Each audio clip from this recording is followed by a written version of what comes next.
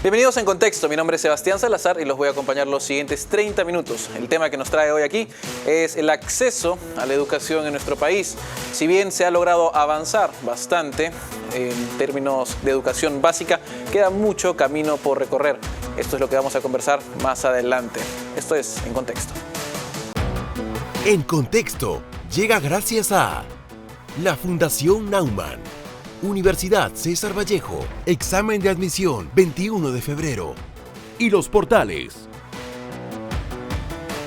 Estamos de vuelta aquí en Contexto y el tema del día de hoy es la educación, particularmente el acceso de la educación en nuestro país. Y ver el comparativo tal vez con la región. Como bien se sabe, en los últimos años el acceso ha aumentado drásticamente en nuestro país. Es más, no solo ha sido en Perú que ha aumentado, sino en la región también, subiendo desde 23% en el 2000 hasta 52% en el 2018, según distintas estadísticas internacionales. Además, según el MEF, se viene experimentando un proceso de expansión educativa, lo que significa que cada vez hay más peruanos jóvenes que se están educando. Sin embargo, el reto sigue siendo que se llegue a la educación en secundaria, ya que la primaria ha avanzado casi lo más que va a poder. Para hablar justamente de este tema se encuentra con nosotros el experto en Derecho Educativo y además presidente del Instituto Derecho Educativo del Perú, Luis Lezcano. Gracias por estar aquí con nosotros, señor. Gracias, Sebastián. A tus órdenes. Bueno, vamos a ir a la pregunta de diagnóstico. ¿Cuál es la situación actual del acceso a la educación en nuestro país? Sebastián, hablar de acceso significa hablar de un indicador que te mide, uno de los varios indicadores que existen, que te mide el crecimiento de la educación de un país, acceder. Pero además no solamente es un derecho humano, sino que el acceso es también un componente clave para el desarrollo económico y social de los países, porque te permite formar capital humano como se debe. Por tanto, es importante hablar del acceso. En el caso del Perú, nosotros hemos tenido un crecimiento importante del acceso a partir del año 95, en momentos en que el Banco Mundial recomendó a los países latinoamericanos permitir que entraran modelos societarios en los sistemas educativos. Ingresaron los modelos societarios y a partir de allí hemos crecido de casi un 20%, no llegábamos a un 20% en los años 90, hasta llegar a casi un 40%. Hemos duplicado como país el acceso y eso es muy importante. Y hay que leerlo, Sebastián, dentro de una lectura que hace a su vez UNESCO a través de su brazo, que es el Instituto Internacional para la Educación Superior para América Latina, que cuando se refiere específicamente al acceso a la educación, señala tres elementos impulsadores. El primero es la educación virtual. El segundo, el crecimiento económico de los países que permiten el mayor acceso. Y segundo, la iniciativa privada, las instituciones educativas privadas. En el caso del Perú, fundamentalmente, más que la virtualidad, el ingreso de la educación privada y la mejoría de nuestro sistema económico en los últimos 20 años ha sido lo que ha permitido el acceso importante, duplicar esa cifra a la que me refería hace un momento, Sebastián. Ahora, justamente hemos visto durante la pandemia que estábamos un poco preparados, bueno, en general todos estamos muy poco preparados para la virtualidad en específico. ¿De qué manera se ha avanzado, sobre todo en los centros educativos de primaria y de secundaria en este aspecto a nivel nacional? ¿Y de qué manera puede ayudarnos esto a asegurar más acceso a más chicos, particularmente en nuestro país? La virtualidad nos cogió de diferente manera a los estudiantes de la educación básica que a los estudiantes de la educación superior. En el tema de la educación básica, considerando además que los dos tercios pertenecen a la educación pública, básicamente se sustentó en el programa Aprendo en Casa. Todo el mundo ha reconocido que ha sido una salida para no detener la educación, pero evidentemente están reclamando presencialidad, ha dejado muchas brechas en la formación de la educación básica en términos generales. Para la educación superior, la iniciativa privada con la virtualidad que ya tenía incorporada en su educación posgrado, maestrías y doctorados, pudieron aplicar rápidamente la educación virtual, pero igualmente, como había que aplicarla para el pregrado, donde no había experiencia y más bien había una rigidez normativa para aplicar virtualidad allí, tuvieron que incorporarse plataformas, capacitaciones a docentes. Exactamente lo mismo ha ocurrido con las universidades públicas que se han visto capacitadas y han recibido asesoría técnica de parte de organismos internacionales en convenios que han tenido con el Ministerio de Educación, como la propia IESAL UNESCO o como instituciones como las PAU, Harvard, que en consorcio con el Tecnológico de Monterrey han estado capacitando y asistiendo a las universidades públicas del país. Han habido, por tanto, esfuerzos en la virtualidad, considerando lo que ha ocurrido en la pandemia, el 2020, y considerando que se presenta una situación muy parecida para este 2021, Sebastián. Ahora, justamente estamos hablando de las trabas, de alguna forma, normativas que existen, ¿cierto? Aún hoy, por ejemplo, en el Perú, por algún motivo, no se reconocen algunos títulos si son virtuales. Hay ciertas cosas que se han flexibilizado. ¿Esto impide el acceso de qué manera a las personas en nuestro país? La virtualidad desnudó de alguna manera las falencias respecto de los roles que correspondían a los distintos actores en la educación. El Estado, por un lado, las propias instituciones educativas, los propios profesores, los mismos estudiantes, que, se vieron en la necesidad de atender una educación virtual con lo que tenían en ese momento. Y lo que había en ese momento era un marco normativo muy rígido que no permitía la educación virtual. Recién, a raíz de la pandemia, es que el Estado proyectó 2 decretos legislativos modificando la ley universitaria y la ley de institutos para flexibilizar la educación virtual, porque no lo había anteriormente.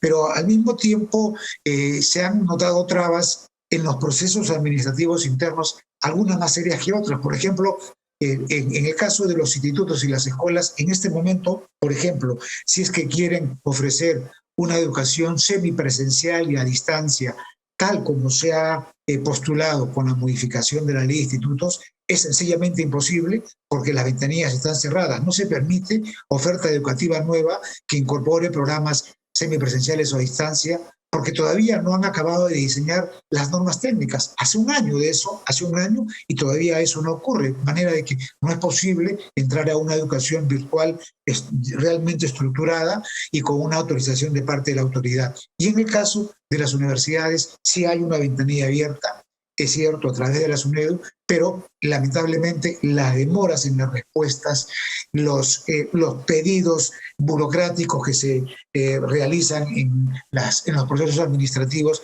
sinceramente toman mucho tiempo y de alguna manera desilusionan y le quitan dinamismo a ofertas virtuales que deben ser incorporadas muy rápidamente en esta época de pandemia. Ahora, ¿cuál es actualmente el mayor reto que hay en nuestro país para darle más acceso a las personas a la educación? Centrémonos tal vez en la primaria y la secundaria. Bueno, en el caso de la educación básica, yo creo que allí hay retos muy importantes. Desde mi punto de vista, de las etapas del sistema educativo, me parece que es la más afectada. Creo que la educación básica, además de tener una dimensión importante, 8 de los 10 millones de estudiantes, de los jóvenes que están en el sistema educativo, 8 están en la educación básica, más de 80.000 colegios. Sin embargo, todavía no se han encontrado con los sistemas de aseguramiento de la calidad. El licenciamiento no ha llegado a la educación básica, el sistema de acreditación muy poco, está medio abandonado. Entonces, creo que la educación básica, con esos componentes y con esa dimensión tan importante en números, creo que merece una especial atención, porque además son esos estudiantes los que van a pasar luego a la educación superior. Y hay un especial interés de las autoridades en aquellos que están en quinto de secundaria, porque ya deben pasar a la educación superior, y el 2020 han tenido un quinto de secundaria muy irregular, lo que los pone en desventaja para entrar al siguiente nivel educativo.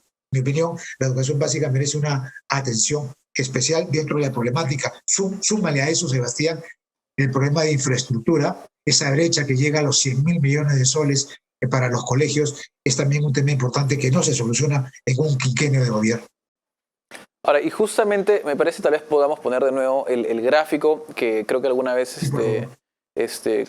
teníamos o vimos del acceso justamente a nivel regional, y eso es algo que también hay que tomar en consideración, y es a nivel regional cómo ha aumentado esto, y ahí lo tenemos justamente en pantalla en esos momentos, cómo ha aumentado, porque estamos viendo que hay países que tienen, digamos, un acceso mucho mayor en estos ratios, y sin embargo en América Latina se ve que si bien no estamos entre los mejores, ¿cierto?, sí ha aumentado drásticamente, por lo menos en los últimos, justamente en los últimos 20 años a nivel regional.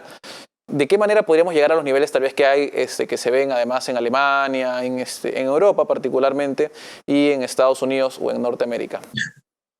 Yo no estoy advirtiendo el gráfico, Sebastián, pero si la audiencia lo percibe, puedo por memoria decirles que se puede advertir, por ejemplo, que en la parte superior del continente americano, allí hay unas columnas, y estamos hablando de un acceso que está bordeando el 74% para todo el sistema norteamericano, canadiense, Estados Unidos y Europa. Es decir, es el sistema que está mucho más desarrollado. En el caso, el segundo grupo regional, que también tiene un grado importante de avance en materia de acceso, es aquellos sistemas que están en Oceanía, es decir, Australia, esos países que están alrededor de Nueva Zelanda, que están también por arriba del 70%. Nosotros, como Latinoamérica, hemos llegado al 52% en promedio en Latinoamérica de acceso, y aquí vale la pena destacar que Perú ni siquiera está en ese 52% promedio. Perú está todavía alrededor del 40%, por tanto tenemos serias limitaciones de acceso, considerando que estamos hablando de 2 millones de personas que están en el sistema universitario y tecnológico, que solo representan el 4% de jóvenes. O sea, la masa de jóvenes peruanos que están fuera del sistema pasa los 2 millones de jóvenes, y por tanto ahí también hay una preocupación por aquellos que están fuera del sistema, no están estudiando, y por los mismos estudiantes que están dentro del sistema y que tienen que mejorar en calidad educativa, ¿no? Claro. Lo menciono porque efectivamente nuestro sistema educativo se está concentrando en 2 millones que están en el sistema, pero tenemos otro tanto más importante todavía en número, que ni siquiera se ha incorporado todavía al sistema de educación superior. Claro. Bueno, nosotros vamos a seguir entonces con este tema. Vamos a hablar además también de la potencial figura similar a la SUNEDU en la educación primaria y secundaria, pero eso después de irnos a una pausa. Ahora volvemos en contexto.